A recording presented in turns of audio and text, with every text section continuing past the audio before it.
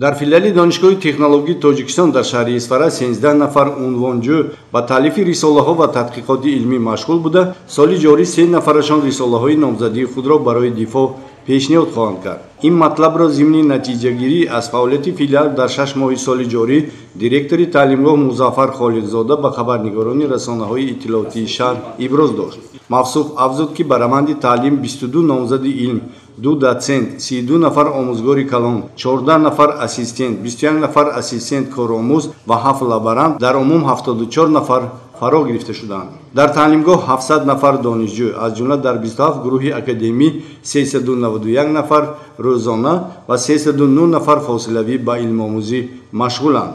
дар ин ҷо намояндагони Бадахшону Хатлон, ноҳияҳои тобеи марказ, шаҳру навоҳии вилояти Суғд, ҳамчунин аз Ҷумҳурии Ӯзбекистон донишҷӯён таҳсил доранд.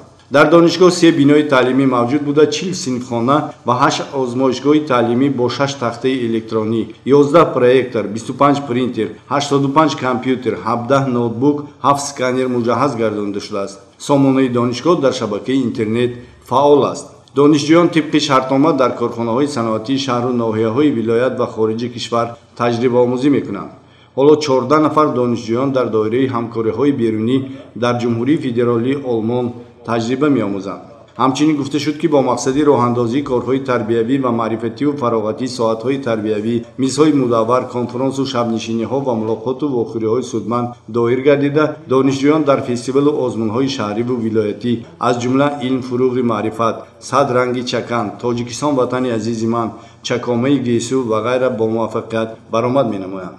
зимни посух ба саволҳои сершумори рӯзноманигорон сарвари таълимгоҳ бо баробари зикри дастовардҳо аз ҷумла гуфт ки филиал мутахассисонро аз рӯи ихтисосҳои техникию технологӣ ва омӯзгорию иқтисодӣ ки ба талаботи бозори меҳнати дохилӣ ва хориҷӣ мувофиқат менамоянд ба дараҷаи бакалавр тайёр мекунад. аз соли таҳсили нав 28 ихтисоси зинаи бакалавр, 3 ихтисоси магистратура ҷорӣ мешавад ки то имрӯз 311 нафар дар асоси натиҷаи имтиҳоноти қабул ба мактаби олӣ аз Маркази миллии тестии назди Президенти Ҷумҳурии Тоҷикистон рохат гирифтанд.